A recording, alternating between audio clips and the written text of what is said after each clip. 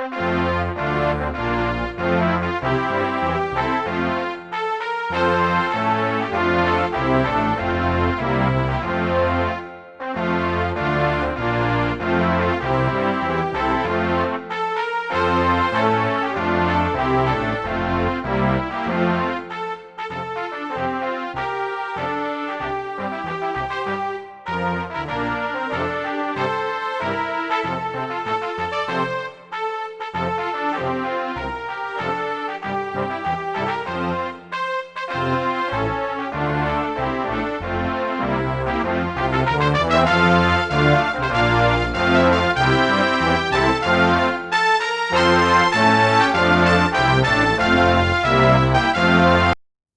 guys, it's Khalid, your Egypt tour guide. Today we are going to talk about the Egyptian museums, the fourth part of it, and we are going to talk about the New Kingdom artifacts. We are going to talk about King Ahmose I and the Queen Hatshepsut.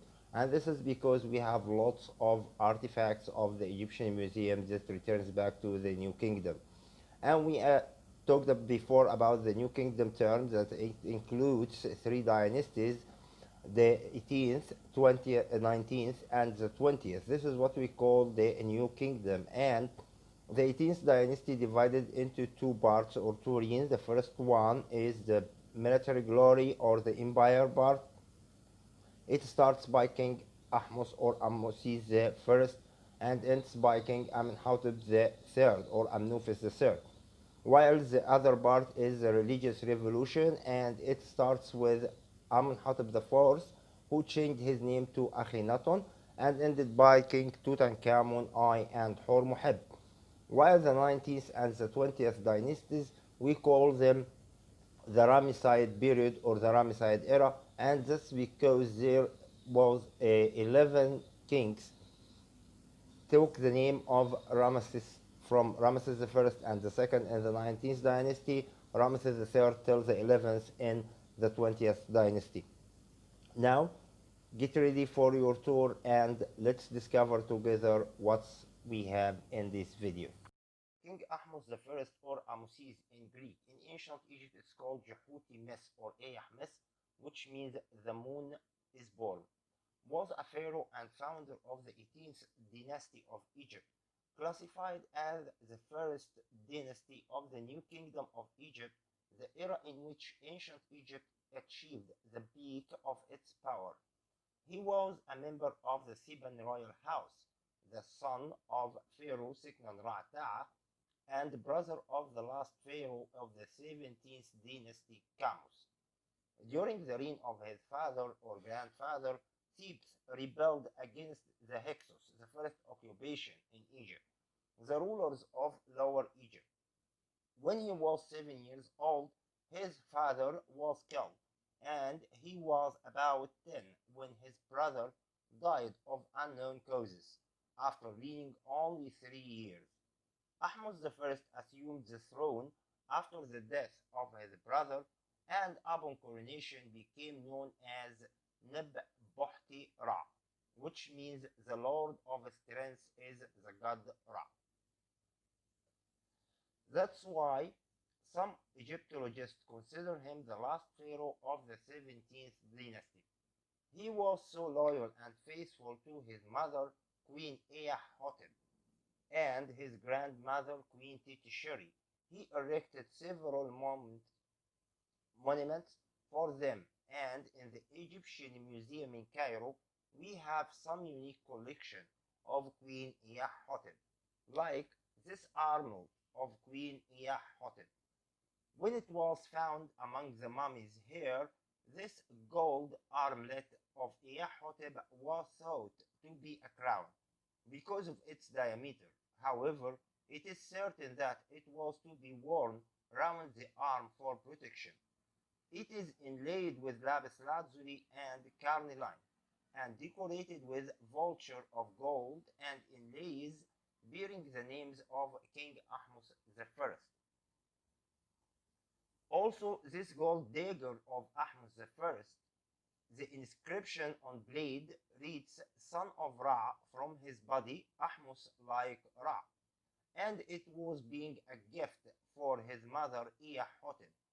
This dagger was inscribed on the two faces of the gold blade with the name and epithetics of King Ahmose I, and its total length is 28.5 centimeters. This golden pictorial of Queen Hotep I is in the shape of a shrine.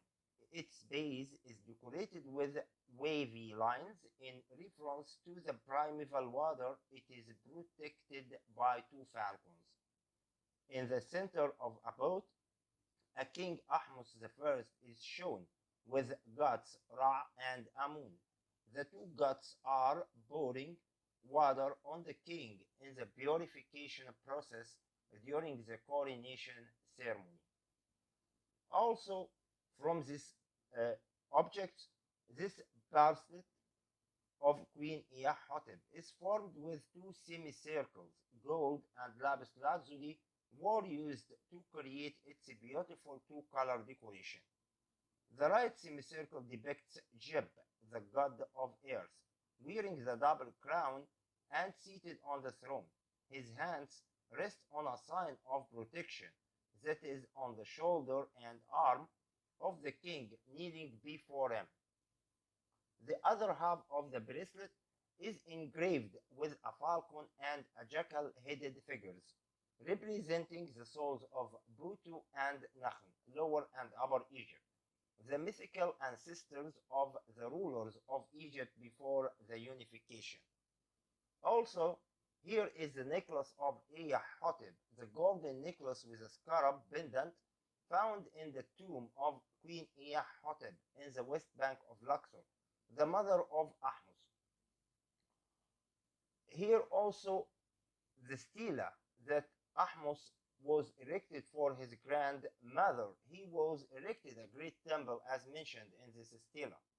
This limestone stela was dedicated by Ahmose, who expelled the Hyksos from Egypt, to his grandmother, Queen Titisheri.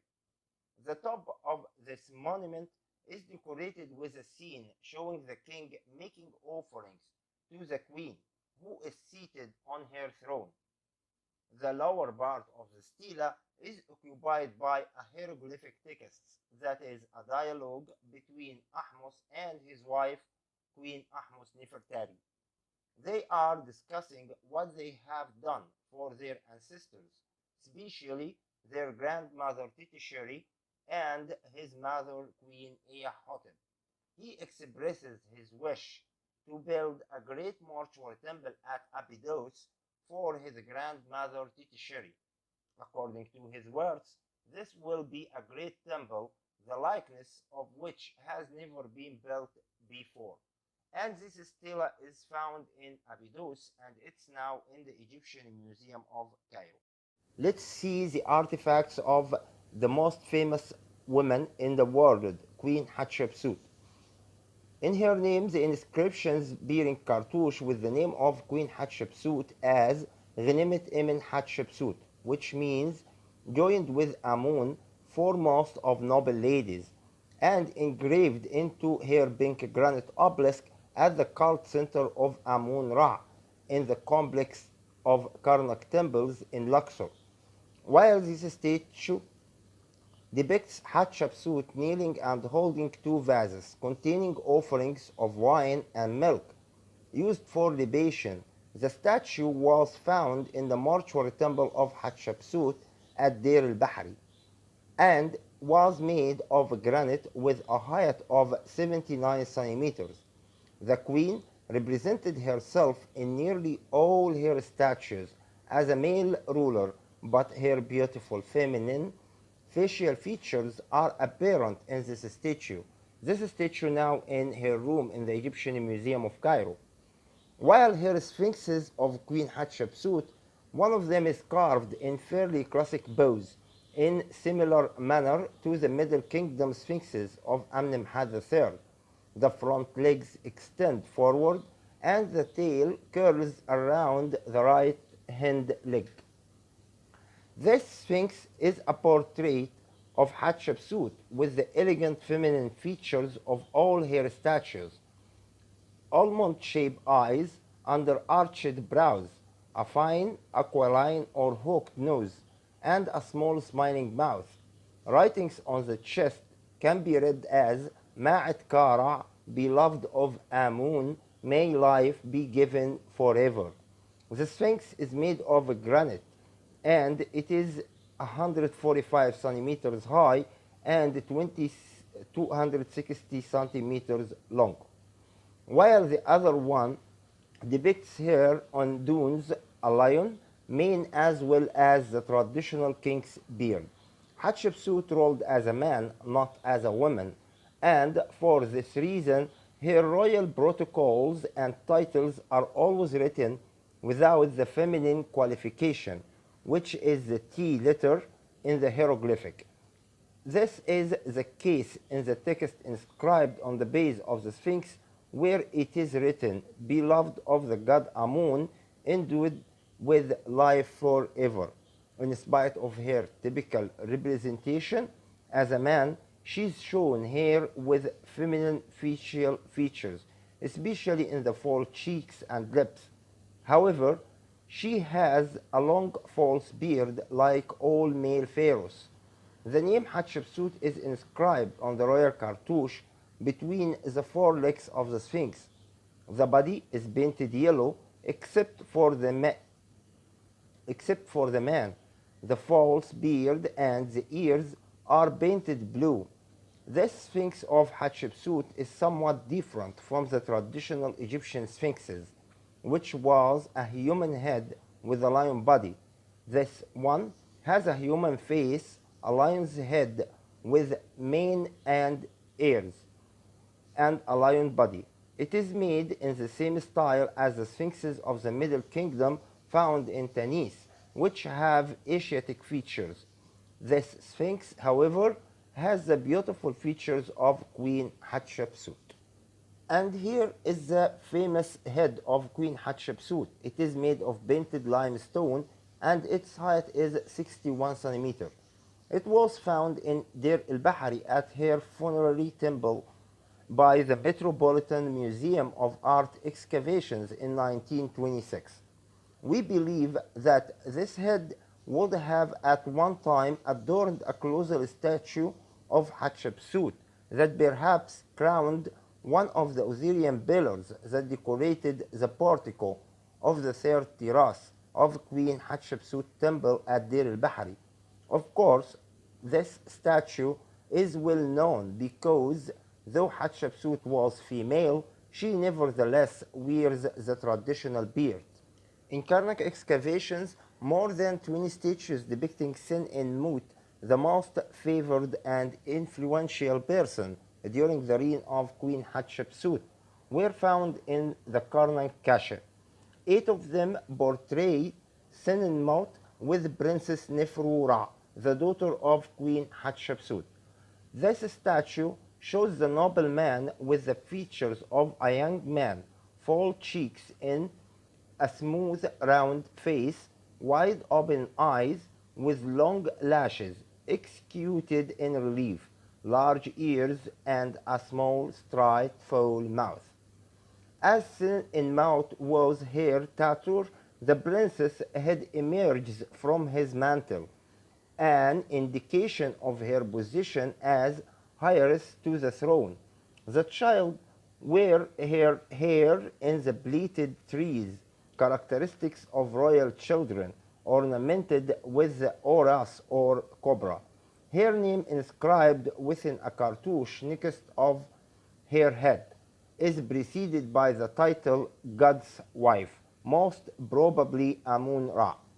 This honorary and religious title began to appear by unmarried princesses from now on and was widespread in the late period. The sides of the statue were ideal for a long text listing Sin en Mut's numerous titles and functions in connection with the place and with the cult of the god Amun. Some pieces of the funerary temple of Queen Hatshepsut were stolen and restored. From them, this sunken relief of Bont is one of many decorated blocks that record the trading expedition sent to the land of Bont by Queen Hatshepsut. Bont was a locality near the Red Sea and south of Egypt, maybe the Somaliland, now southern Sudan or Eritrea or Ethiopia. The block shows Bariho, the king and the ruler of Bont, holding a rod. In front of him, the Egyptians, guided by the leader Nahsi, present jewelry and an exquisite golden dagger. Standing just behind Bariho is his wife Ati, who is shown as a fat, deformed person. It is likely that the Egyptian artist showed her like this because she suffered from the disease known as elephantiasis, which is characterized by the enlargement of part of the body. It is also likely that the artist exaggerated a little to make a sort of caricature or comic imitation.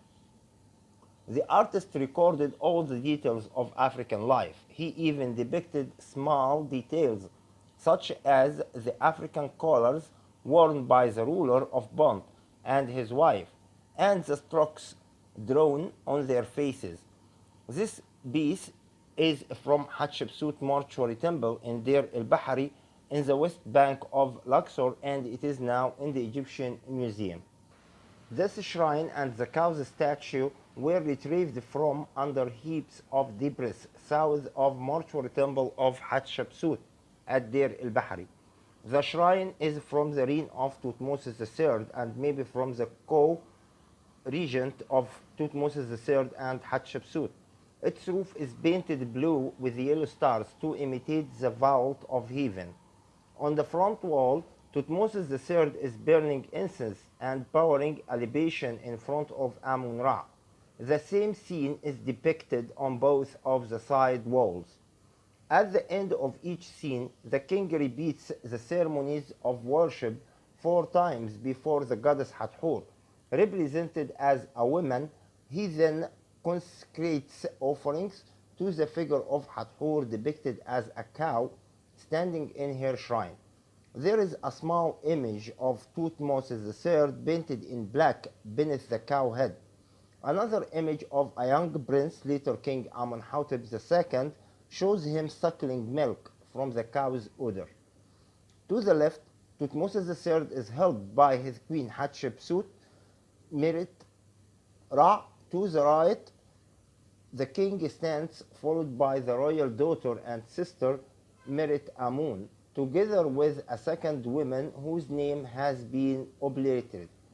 The statue of Hathor as a divine cow in the middle of the shrine is inscribed for Amenhotep II, Thutmose III's son and successor.